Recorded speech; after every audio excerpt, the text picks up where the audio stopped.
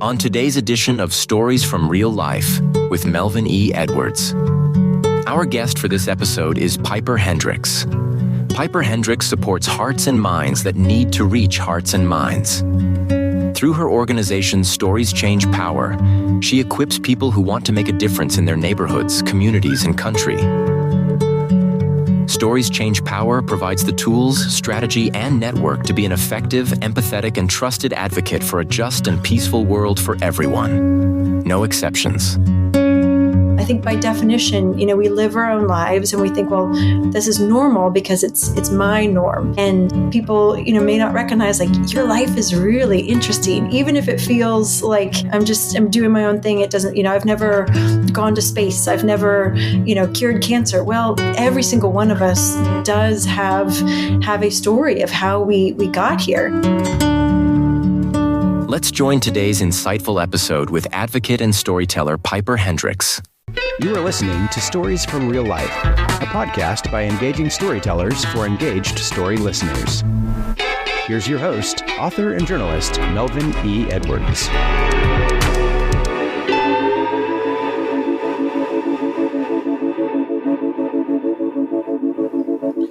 Hello again, and welcome to another episode of Stories from Real Life. I'm your host, Melvin E. Edwards. As of today, according to Spotify, this show is now heard in 69 countries. That's why I call this the podcast where personal stories can have a global impact. As you heard in the intro, my guest today is Piper Hendricks, the founder and CEO of Stories Change Power. Hello, Piper, and thank you for being here today. Hey, Melvin. Thank you so much for having me. It's a pleasure to be here. So I met Piper earlier this year at the Principal's First Summit in Washington, D.C., and we chatted about the work she does.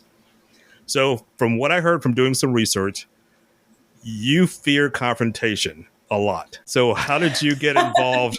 How did you get involved in advocacy communication? My goodness, that you have definitely done your homework. And yes, I don't like confrontation.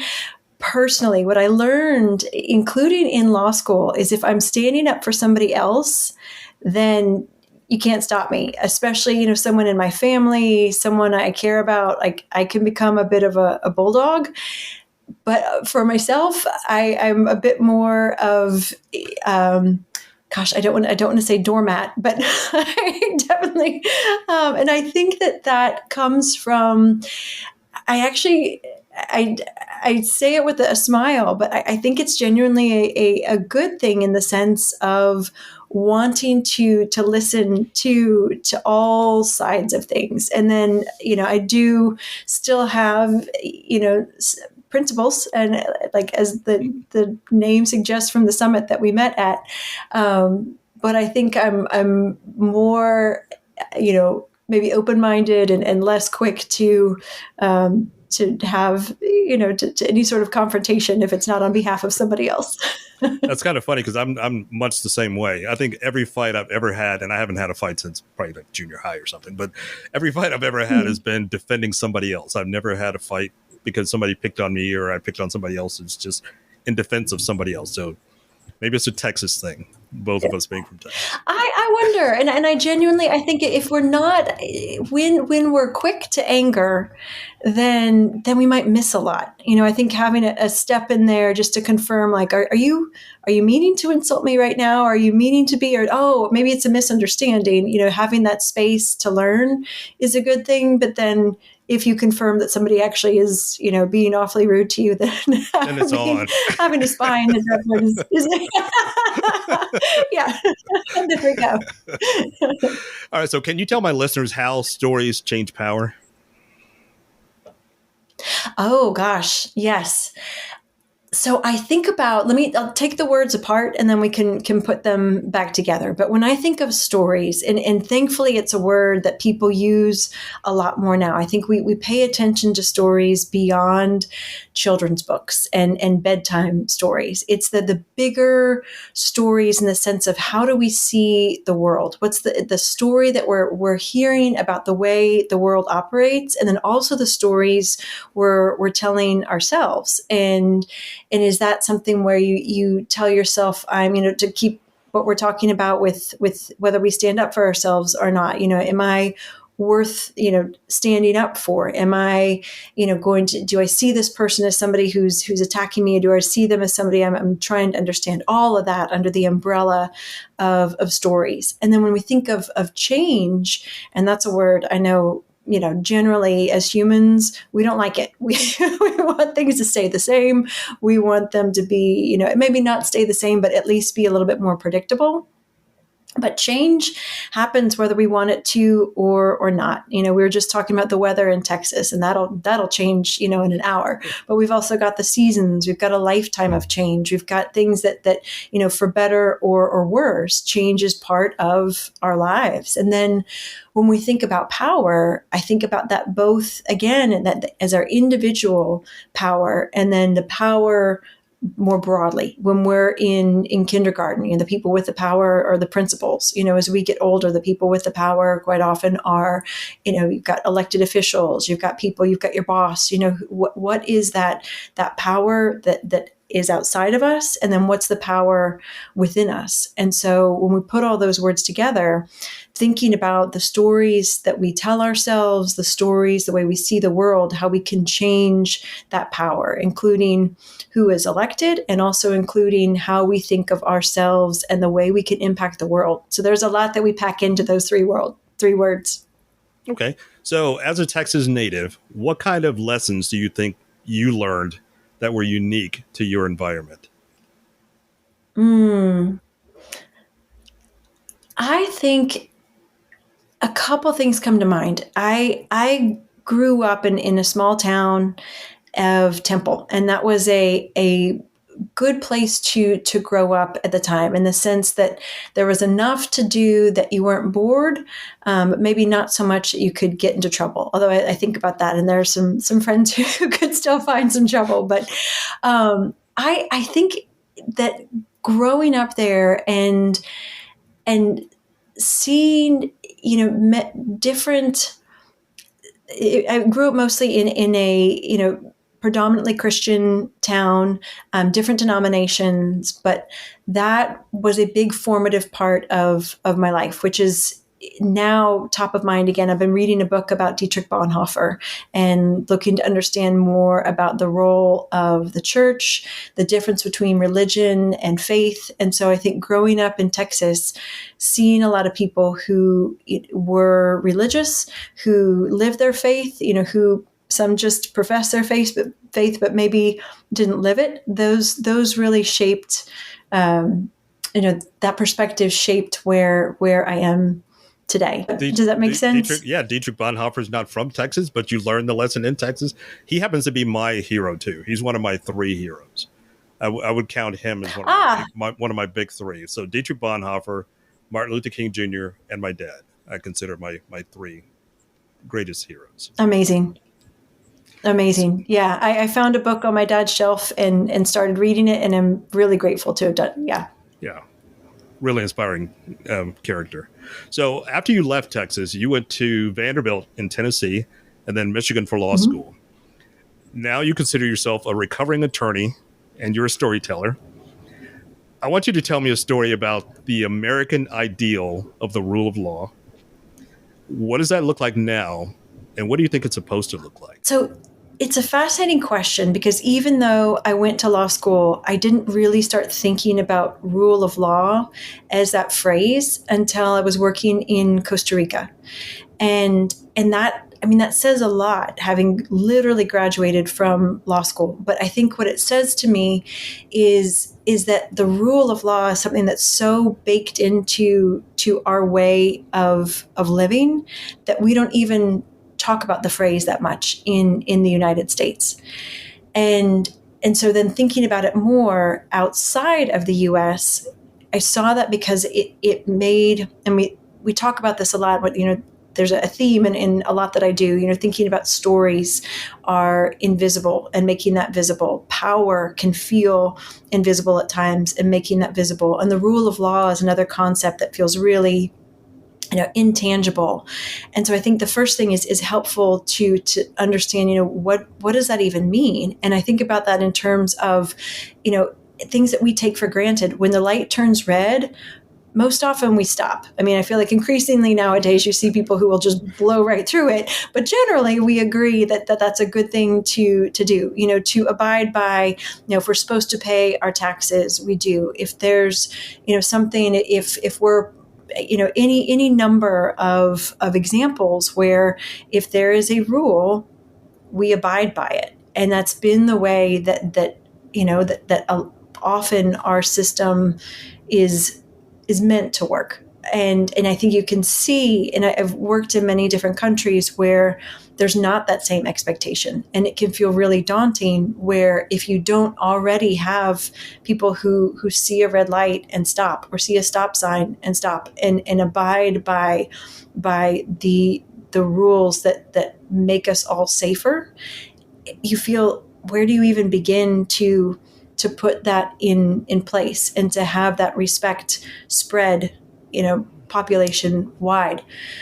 I think we're seeing an erosion in trust in our institutions now, and without, again, just let me add to the list of things that feel invisible but are really important. How do you can't see trust, you can't put your arms around trust, but we see the impact when we don't have that trust and when we aren't abiding by rule of law. And so I think the ideal, what I'd love to see, is have the laws be fair and just, and then have the upholding of those be fair and just. And that's not where we've always been. And it feels like that's not where we are now. It's just, it is a really complicated concept. And it's one that I think about a lot more now, because while it can feel oppressive sometimes, in the long run, it is something that is, if done in a fair, if we have the laws and policies and systems in place that are fair, it is better for all of us. Okay. So like you, I'm also a storyteller, and I believe everybody has a story to tell. But two things sometimes get in the way of that. One is some people don't quite know how to tell their stories. And then other people don't want to listen to other people's stories if it differs from their own experiences. So how do we get past that so that we can just listen to each other better? Yeah. Well, I think, you answered the question a bit in it's the listening, but let me take that in two parts. I think telling our own story and then listening to other stories. And I think first is recognizing not everybody realizes they do have a story to tell. I think by definition, we live our own lives and we think, well, this is normal because it's my norm.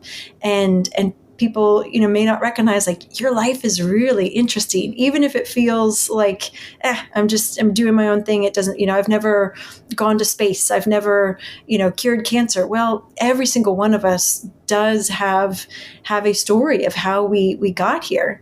And that may, sometimes that may be painful. That may be a hard thing to share. We talk in storytelling about how it's, depending on who you're talking to, better to share stories of scars and not wounds. And so things that we've worked through and we can look back on from a place of feeling, safe and able to share. I think, and then there's the structure of storytelling, and that can be something that's fun to work through. How do you tell a story that's interesting? But I think it starts from, our individual stories of just recognizing, like, there is something that each and every one of us has to share.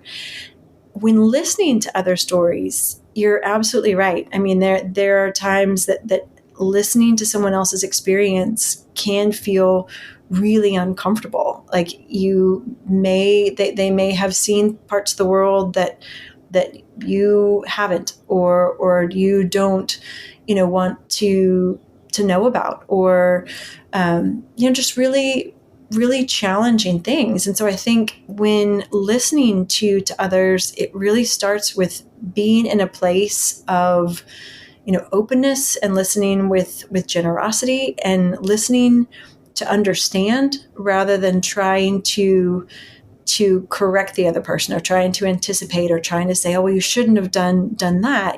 Really, really, I think that the short way of saying it is getting curious and seeking to understand what their experience was.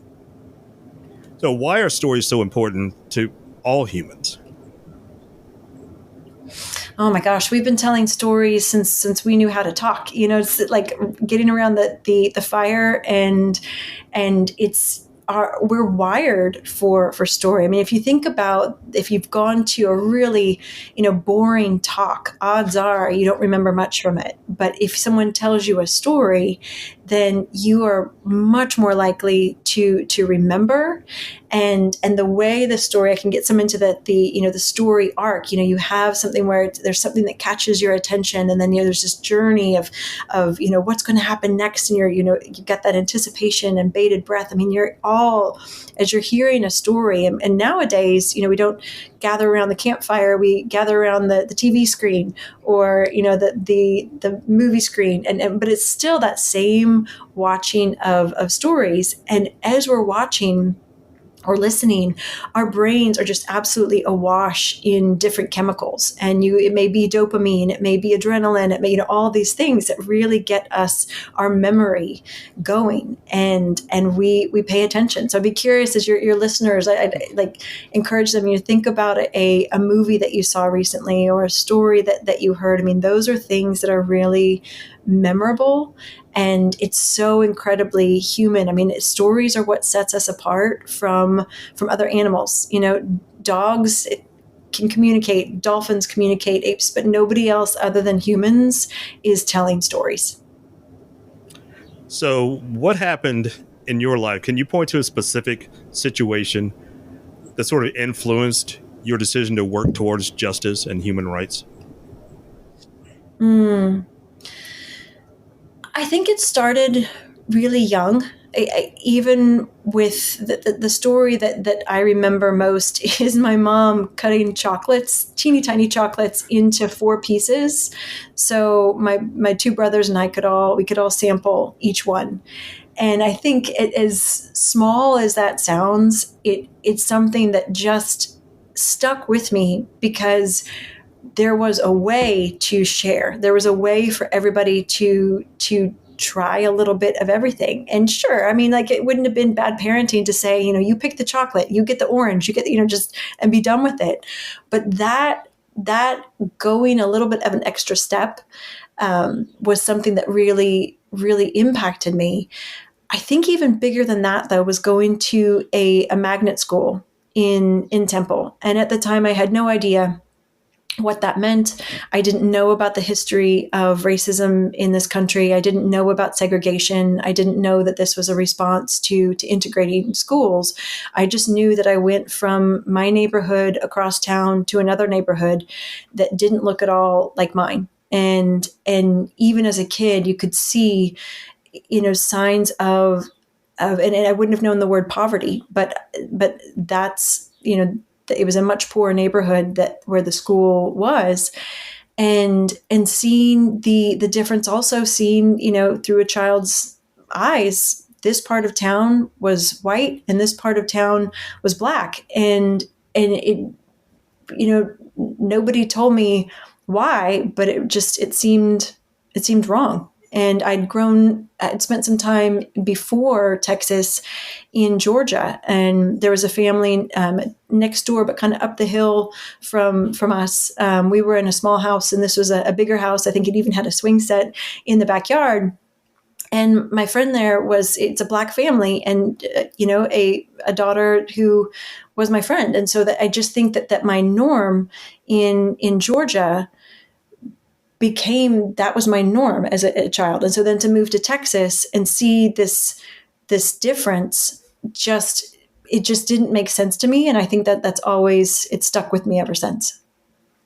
Okay. So why did you go from being a lawyer to working on documentaries, then on to what you do now? I thought when I went into law that I would litigate forever. It just was, it was a passion. I thought, this is our justice system. I will be I'll be a litigator and make the world a more just place. And I look back on that now and realize how naive it was. I worked in cases around the world in places like Guatemala and Colombia and Liberia, and saw really, I'm trying to think of a less nerdy way to put this than grave injustices, but that's, I saw it just horrible conditions, and I saw, because of the nature of the work I was doing, the connection to us in the United States, in like a direct connection, in the sense of, where do we think our bananas come from? Where does chocolate come from? Where does rubber come from? I had never thought of these things, but our tires that are on every single, car and moped and, semi out there, the rubber's got to come from somewhere. And it's quite often from latex trees. And quite often it's workers in Liberia who are they call it tapping the tree, but, cutting in a particular way to get the raw latex. All of that is collected to then be processed. All of this, like these connections that I just hadn't thought about. And to see how unfairly the workers were being treated, I thought, I want to do something about this. And unfortunately, the legal cases for me weren't that way. There's something where you're working on behalf of people who can't afford a lawyer. And so finding people to support these cases can be a challenge. And then you're up against big companies whose, I wish I lived in a world where instead of paying big firms a lot of money to defend their claims, they would do the right thing, ideally in the first place. But that's not the world that we live in. And so after just one too many of these cases didn't get to the resolution I wanted to see, I decided this isn't the path that I can stay on. And I say that with great respect for the lawyers who are out there litigating the cases that take 20, 30 years to get to trial. I didn't get the patience gene. And so I took a big jump into film, not knowing anything about film other than having seen a lot of documentaries and thinking, this is, what an amazing way to experience other parts of the world and hear other stories in, maybe it's 30 minutes, maybe it's 90 minutes, but, or anywhere, in between. And that felt like a way where if I could tell this story, if people could see the people that I saw in Liberia, if they could hear from them, if they could hear their stories, then that could be a way to change hearts and minds in ways that lawsuits just weren't. Okay. Your core values on your website include a repeated use of the word radical. Why is that? Yeah. It's a big word, right? And it's one that nowadays I think it is, I guess, probably fair to say, even people tend not to use it as a compliment. People being, they're just too radical and too far out there. And it's interesting because the book I just read about Bonhoeffer, the title is Radical Integrity. And so thinking about, something that's really, truly the essence of it. So when we talk about, radical decency, radical candor, and I want to be clear, I'm borrowing that from Kim Scott, who wrote the book about radical candor, and this notion of just getting all the other stuff out of the way and really being decent to each other, being human. And so that's where all of our 8 values come from. And it feels a little risky in this environment, honestly, Melvin. Like, I feel like anytime we use the word radical, that can be heard many ways, but I'm sticking with it. So do you consider yourself radical? Oh, I think, I feel like I can't say no to that. And yet, if I think about it in the sense of, if you think of a radical as someone who's out, doing, I guess where I'm thinking is we use that term now people who are radical left or radical right are the ones who are not listening, who are, if I can put it this way, kind of giving a bad name to everybody else on their side. And I'm putting that in quotes for your listeners or their team. I'm definitely not that.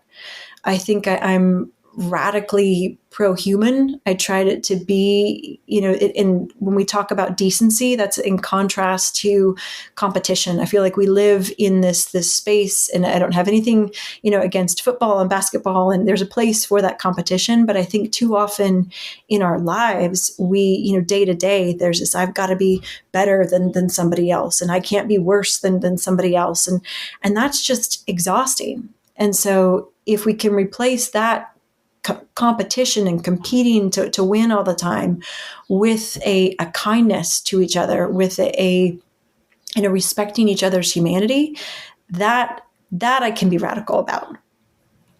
Okay, let's continue on this theme of words meaning things. So some people consider the idea of DEI to be racist and un-American, yet they aren't even willing to spell out the acronym of diversity, equity, and inclusion, because I think they inherently understand that being opposed to those things might actually be racist. So can we have a radically honest discussion in this country if some people can't even be honest about the terms they use? I think that there's a lot. I appreciate the question, and there's a lot in that. I think that the easier part, if any part of this is easy, is thinking about the acronym. I think that the DEI has become,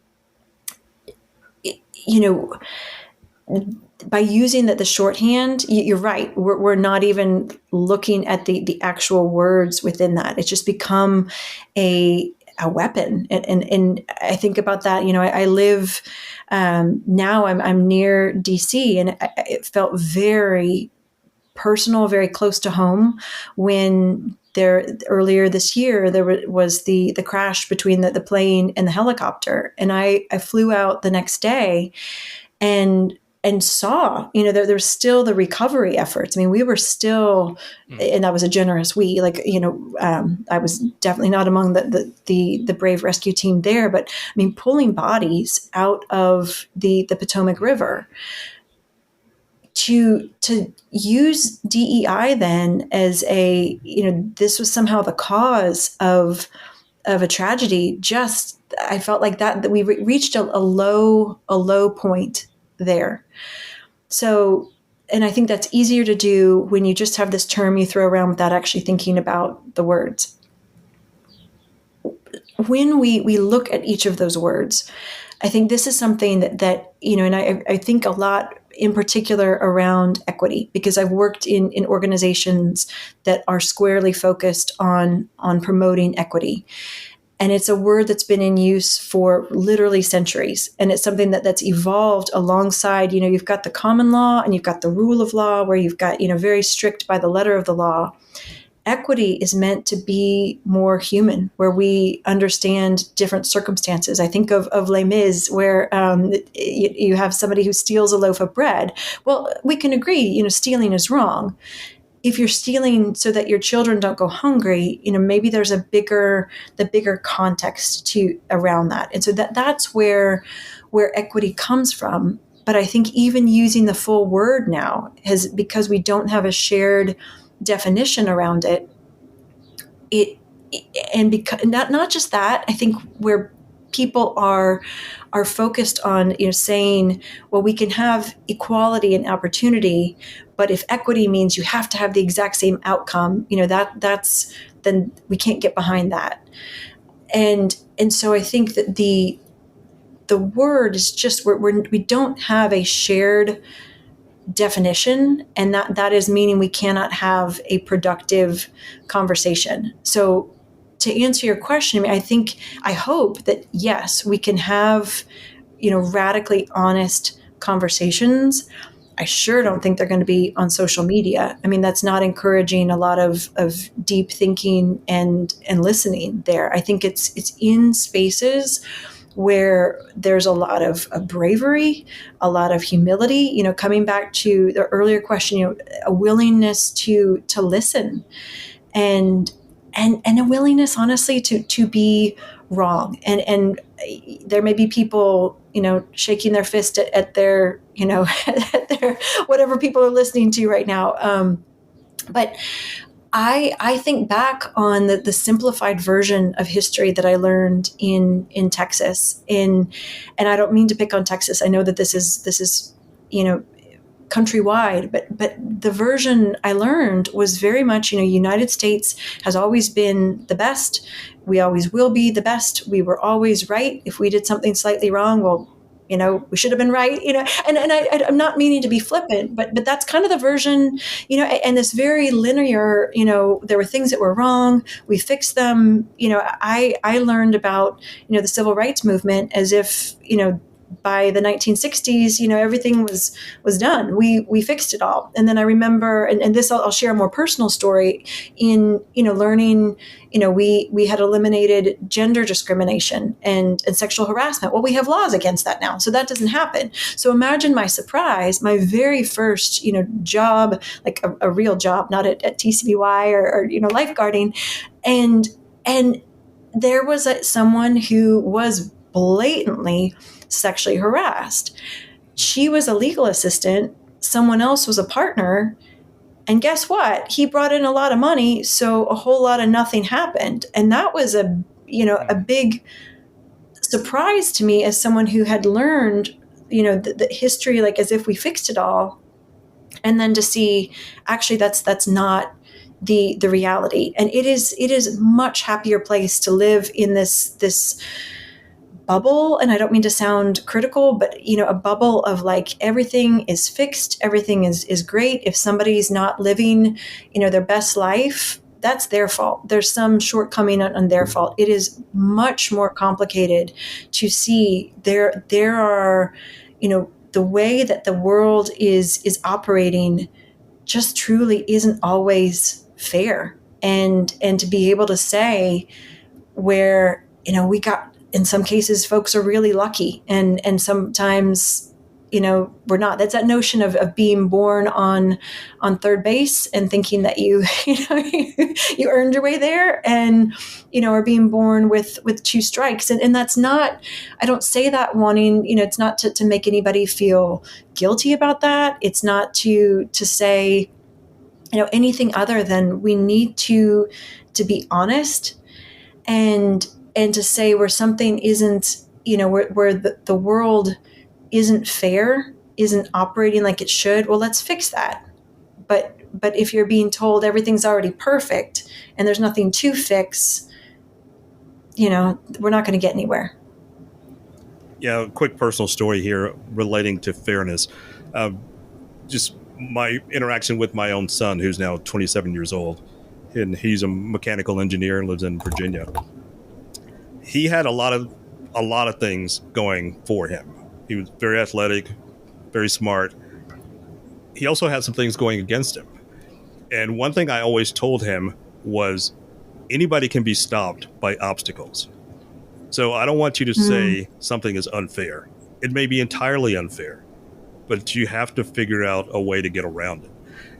But on the other side, somebody can't put up a barrier and then it slows you down, and then them blaming you for taking longer to get to the finish line than it took them. Yep. So we have to acknowledge both sides of it eventually. Yeah, absolutely. So as I mentioned earlier, we met at the Principles First Summit, where disenfranchised Republicans and centrists meet to discuss public policy. Is your organization primarily focused on shifting political power, or can it be corporate or social power? Our power is, when we talk about power, it is all forms of that. We focus on advocacy, and that is changing laws and policies and systems. The easiest example is, people think about going to Congress and advocating for a particular issue. That's an easy example, but there's policy everywhere, at the neighborhood level. What time does the park open and close? What's the bus route that gets kids to school? How is the hospital operate? I mean, policies, when it's yet another, I'll add to the long list of things that are invisible, but once you make them visible, you see it everywhere. It's everywhere. So when we're advocating for change, when we're wanting to see a shift in power, that's everywhere, local, community, state, national, and even global. All right, this question might be a little bit tough, but I want you to think about it. Okay. Can our country survive if justice for some, rather than justice for all, is an acceptable outcome for many at the top of our federal government? The short answer is it can survive, but in what form? And I say that because there's a lot of countries in the world that are surviving where there's definitely not justice for all. It's just for some, and there's a lot of suffering. I think the version of our country that all of us, and I do mean all of us, thinking, the folks who attended Principles First, the folks who are concerned about where we are right now, that's not the version we want to see. And I'm pausing so long there because I think that there's a real misconception about the us versus them. And there's a lot of division among the 99.9% of us who are not in high positions of power, who are not incredibly wealthy beyond imagination. But what really serves the them up at those levels is for the us down here to be divided. And there's a long history of that. And so as long as we are seeing an us versus them, a red versus blue, playing this teams, any way that we want to divide ourselves, including along political lines, we're not going to get anywhere. The image that I get, and folks in Texas and football fans will appreciate this, we're so focused on our team winning that we're not seeing that the ground beneath us crumbling, and that's an issue for all of us. And so that's what gave me so much hope at Principles First. It felt like a lot of folks who were recognizing there's a problem with the foundation of this house that we all share. And so let's put aside some of the differences we've got about how people live in all the different rooms and fix this foundation so that we'll have the luxury of going back and using our First Amendment rights and our ability to disagree on some of the details. Right now, it feels like there's something much more fundamental that we're needing to address. Okay, I just have a couple of questions left. So what is your ultimate goal as an organization, whether it be politics or not? Yeah, well, and we're not, I would say we're cross-political. We're cross-partisan is the word I meant to use there. Not even bipartisan. We're not nonpartisan. It is all are welcome, because we want everybody to recognize the power of their own voice, to be effective and empathetic and trusted in their advocacy.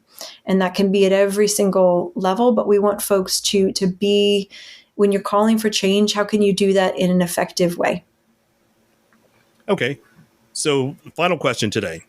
How can listeners support your organization? There are several ways. They can join us on our monthly webinars. They can join us in a upcoming Storytelling 101 course, an ethical storytelling, a learning community. I will share, and this is going to be the first time I share this publicly. Breaking news here. Yes, breaking news. So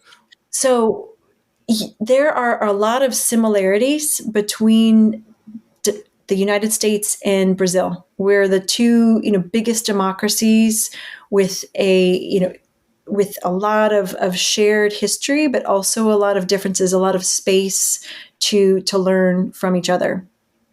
And right now I'm working on a learning community to have people really absorb some of those lessons, to understand, what it is that we can learn from Brazil. And I'll just be even more specific. Our January 6th, there are a lot of parallels to January 8th that took place in Brazil 2 years and 2 days later.